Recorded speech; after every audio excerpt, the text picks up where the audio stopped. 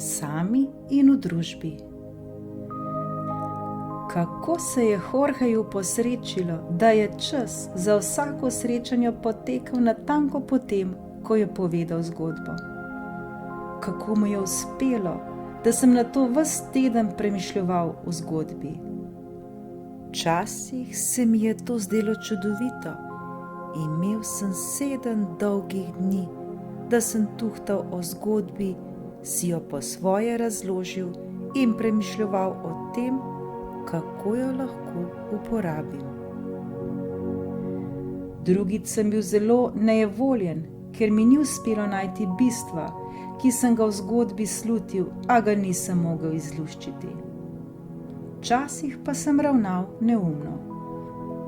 Ko sem odšel iz ordinacije, sem si na silo prizadeval odkriti, kaj mi je Bajsi zgodbo skušal povedati. Posledica je bila predvidljiva. Na naslednjem srečanju sem s Jorgejem skušal v narekovaju preveriti, ali sem prav v narekovaju uganil pomen zgodbe, in kot sem predvideval, se je Bajsi razjezil. Zakaj pri hudiču je pomembno, kaj sem hotel reči? Najpomembneje je, kako je zgodba pomagala tebi, če ti je seveda pomagala. To ni šola, jaz pa ne ocenjujem, ali si pravilno ugotovil, kaj določena stvar pomeni. Sranje. Kar sem hotel povedati, je točno to, kar sem povedal. Če bi hotel povedati kaj drugega, bi tudi rekel kaj drugega. Ko to počneš, Demijan, zlorabljaš zgodbo za preizkušanje svojega ega, napihovanje svoje ničevosti. Ugotovil sem, jasno mi je, uspelo mi je razbrati sporočilo zgodbe. Jaz sem bedak. Zgodbo o vinu, ki se je spremenilo v vodo, se mi je razjasnila vrsta reči. Za začetek sem skoraj z olajšanjem ugotovil, da je bilo moje razmišljanje napačno, da se naloga terapevta ne konča z menoj ali s kakšnim drugim pacientom. Če uporabim besede, ki sem jih pozneje slišal od Bajsija, vsak človek, ki se osebno razvije, je tudi sam učitelj, začetek verižne reakcije, ki sama po sebi lahko spremeni svet. In ko sem premišljeval o tem, sem se domislil še nečesa.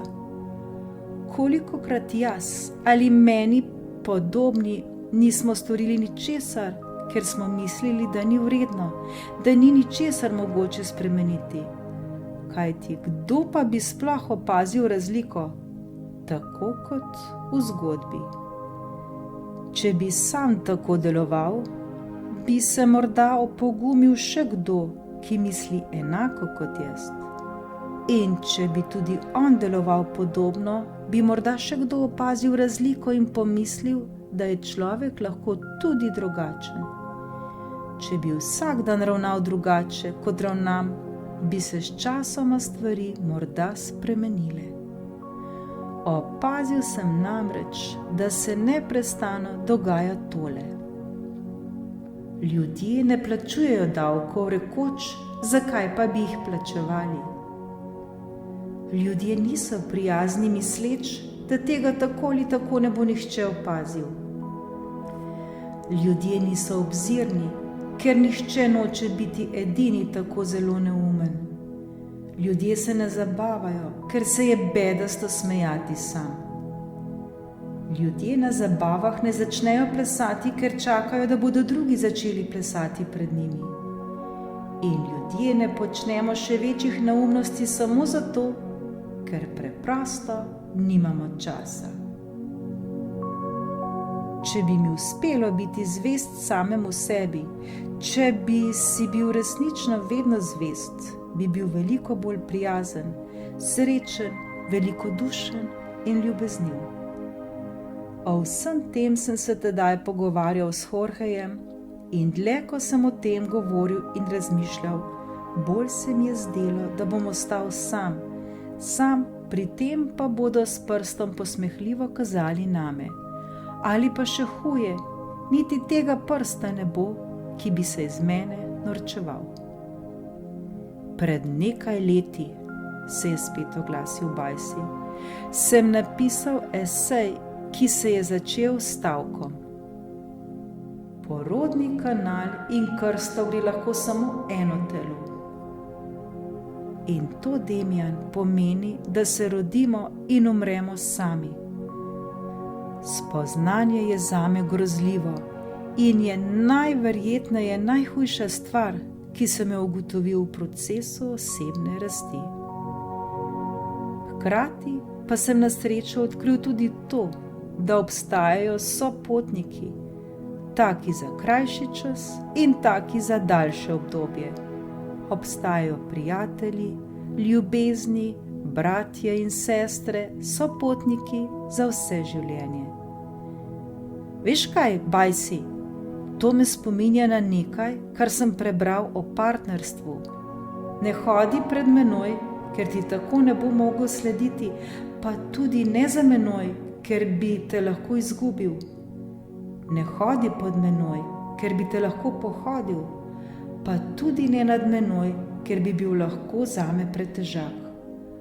Hodi ob meni, ker sva si enaka. Da, Demijan, tako je.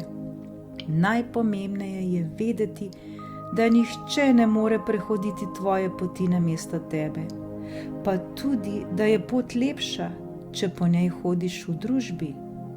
Da veš, kdo si in da si edinstven, drugačen in ločen od sveta z mejo, ki ti jo postavlja tvoja koža, kar pa ne pomeni, da si osamljen, obupan, prav tako ne samo zadosten.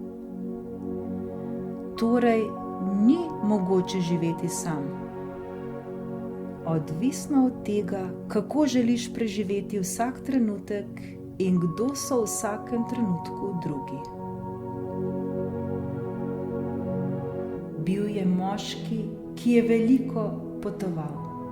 V življenju je obiskal že nešteto resničnih in namišljenih dežel. Eno od potovanj, ki se mu je najbolj vtisnilo v spomin, je bil kratek izlet v deželo dolgih žlic. Na mejo je prišel čisto po naključju. Na poti iz grozdovine v paradi je bil majhen odcep, ki je vodil do dežele dolgih žlic.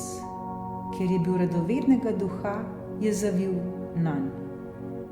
Ovinkasta cesta se je končala pred velikansko hišo. Ko se je približal, je videl, da je razdeljena na dva dela, vzhodnega in zahodnega. Parkiral je in stopil do vrat. Na njih je bil napis: Dežela dolgih žlic. To majhno deželo sestavljata le dve sobi, bela in črna. Pojdite po hodniku do razcepa in zavijte desno, če želite obiskati črno sobo, ali levo, če bi radi obiskali belo sobo. Moški je odšel po hodniku in po naključju najprej zavil desno. Pred njim se je odprl hodnik, ki se je po 50 metrih končeval pri ogromnih vratih. Že ko je naredil nekaj korakov, je zaslišal stokanje in tožbe iz črne sobe. Zaradi krikov, bolečine in trpljenja se je za trenutek obotavljal, a je vseeno šel naprej. Prišel je do vrat, jih odprl in vstopil.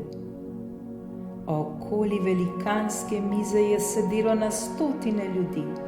Na mizi so bile najokusnejše jedi in čeprav so vsi ljudje imeli žlico, s katero so lahko dosegli sredino mize, so umirali od lakote. To pa zato, ker so bile žlice dvakrat daljše od njihovih rok in pritrjene nanje. Tako so vsi lahko zajeli hrano, a niso si jo mogli nesti v usta. Vse skupaj je bilo tako obupno, kriki pa tako presunljivi, da se je moški na mestu obrnil in pobegnil iz sobe. Vrnil se je do razcepa ter zavil proti beli sobi. Enak hodnik kot prejšnji se je končeval pri enakih vratih. Edina razlika je bila, da med potjo ni slišal ne tožb, ne krikov. Ko je prišel do vrat, je raziskovalec prijel za kljuko in vstopil v sobo. Na stotine ljudi je sedelo pri mizi, ki je bila enaka kot v črni sobi. Tudi na tej mizi so stale najodličnejše jedi. Tudi tukaj so imeli ljudje na roke pritrjene dolge žlice. Vendar se tu ni nihče pritoževal. Nihče ni umiral od lakote, kajti hranili so drug drugega. Moški se je nasmehnil in odšel iz bele sobe. Ko so za njim škrtnila vrata, se je nenadoma skrivnostno znašel v svojem avtu na poti k paradi.